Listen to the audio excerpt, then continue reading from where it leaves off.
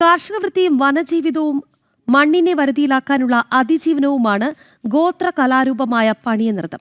വയനാട് നിന്ന് കലോത്സവത്തിൽ പണിയ നൃത്ത മത്സരത്തിന് എത്തിയ സർവോദയ HSS ചോമിലെ കുട്ടികൾക്ക് ഇത് വെറും മത്സരം മാത്രമല്ല, അവരുടെ നിത്യജീവിതത്തിന്റെ കൂടി ഭാഗമാണ്. വയനാടൻ ചുരമിറങ്ങി അവർ വടക്കുന്നാഥ ക്ഷേത്ര മൈതാനത്തിലേക്ക് എത്തി. കയ്യിൽ ഞാറും തുടിയും, നാവിൽ ജീവിതത്തിന്റെയും അധ്വാനത്തിന്റെയും പച്ചയായ ഈരടികൾ. അവർ പണിയർ.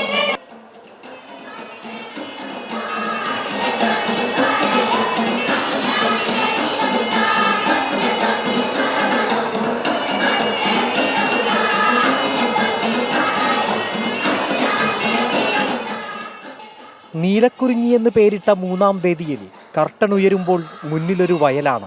ചുരം കയറി കുളിര് കോരി തെരിപ്പിക്കുന്ന തണുപ്പ് വേദിയിൽ നിന്ന് ആസ്വാദകനിലേക്ക് ഇറങ്ങും. തുടി കൊട്ടി തുടങ്ങും. ചീനി ഈണത്തിൽ മൂളും. കൈകളിൽ ഒരു പിടി ഞാറുമായി അവരവിടെയുണ്ടാകും. വയനാട് നിന്നുള്ള പണിയർ.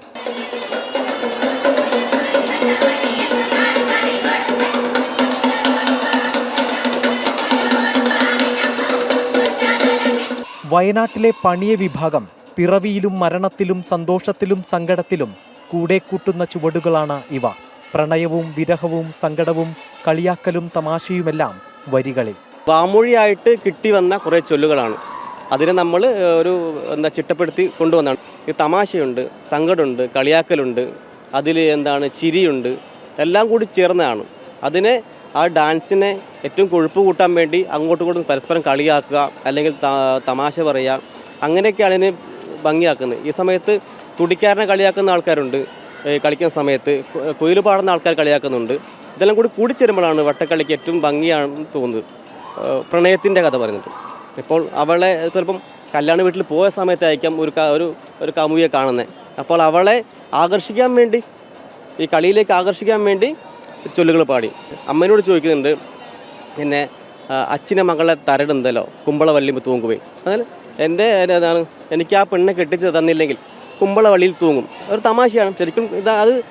ശരിക്കും തൂങ്ങാൻ പോകുന്നില്ല, അത് തമാശയില്ല. കുമ്പളവള്ളി തൂങ്ങുകയും പുള്ളിച്ചേല ഉടുത്തു വന്ന മുളത്തമടത്തി നീങ്കു പാത്തമ്മ. കൃഷിപ്പണിയുടെ ആയാസത്തെ അനായാസമാക്കാനാണ് ഈ നൃത്തം. പുരുഷന്മാർ വാദ്യോപകരണങ്ങൾ വായിക്കുമ്പോൾ ചുവട് വെച്ച് ഞാറു നടുന്നത് സ്ത്രീകളാണ്. കമ്പളക്കളിക്കൊപ്പം വട്ടക്കളി കൂടി സംയോജിപ്പിച്ചാണ് ഇപ്പോഴത്തെ അവതരണം. തുടിക്കൊപ്പം ഏതു വികാരത്തെയും പ്രകടിപ്പിക്കാൻ ഉതകുന്ന ഈശ്വരന്മാർ കുടികൊള്ളുന്ന ചീനിയാണ് മറ്റൊരു പ്രധാന ഉപകരണം. ഇത് ചീനം കുഴൽ. ഇത് വലിയ മരം, ചെറിയ മരം, നടുമരം, അങ്ങനെ 3 തുടികളുണ്ട്. ഈ കുഴലിൻ്റെ ഇതെന്ന് പറയുന്നത് 101 ദേവന്മാരെ പ്രതിനിധീകരിക്കുന്ന ഒരു കുഴലാണ്. അപ്പോൾ ഇതിൽ 101 ശബ്ദങ്ങളും ഉണ്ട്. ഓരോ ദേവന്മാർക്കും ഓരോ ശബ്ദം വെച്ചിട്ട് ഇതിൽ 101 ശബ്ദം ഉണ്ടെന്നാണ് പണിയരുടെ ആ ഒരു ഇത്. അപ്പോൾ അതുപോലെ തന്നെ ഓരോ ഫംഗ്ഷൻ വരെ, ഇപ്പം ജനനം, അത് സന്തോഷമുള്ള ഒരു സംഭവമാണ്. അപ്പോൾ അതിൽ ഇതിന് ഒരു പ്രത്യേക ട്യൂണിൽ അവർ വായിക്കും. ഒരു സന്തോഷം നൽകുന്ന ഒരു രീതിയിൽ അവർ വായിക്കും. ഇപ്പം മരണമോ ഇപ്പം ആരുടെയും എന്തെങ്കിലും അപകടം പറ്റുമോ, അങ്ങനത്തെ എന്തെങ്കിലും സംഭവങ്ങൾ വരുമ്പോഴത്തേക്കും അവർ സങ്കടത്തിൻ്റെ രീതിയിൽ വായിക്കും. അപ്പോൾ ഓരോ രീതിക്കും ഓരോ സന്തോഷമാണോ സങ്കടമാണോ, അങ്ങനെ ജീവിതത്തിലുണ്ടാകുന്ന എല്ലാ ഇതിനും ഇവരിതിങ്ങനെ വായിക്കും. വേദിയൊന്നാകെ അവർ ഞാറു നട്ടു. വിശപ്പിന്റെ കഥനം കേട്ടു. ആദിയും വ്യാധിയും മറയ്ക്കാൻ പരസ്പരം കളിയാക്കി. പാട്ടിലും ഉടുപ്പിലും പൊടിപ്പുകളിലും പടരുന്നു കാട്.